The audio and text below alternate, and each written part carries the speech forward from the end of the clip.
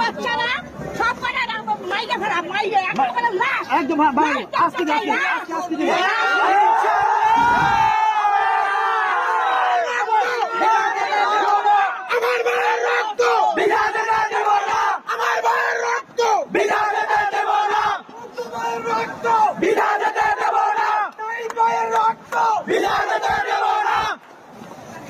যদি আর এক ফুটা রক্ত যাবে হাসিনার নির্বাচন শুধু স্বাধীন হবে ইনশাল্লাহ। আগে এই জায়গাটা পুরো দখল করে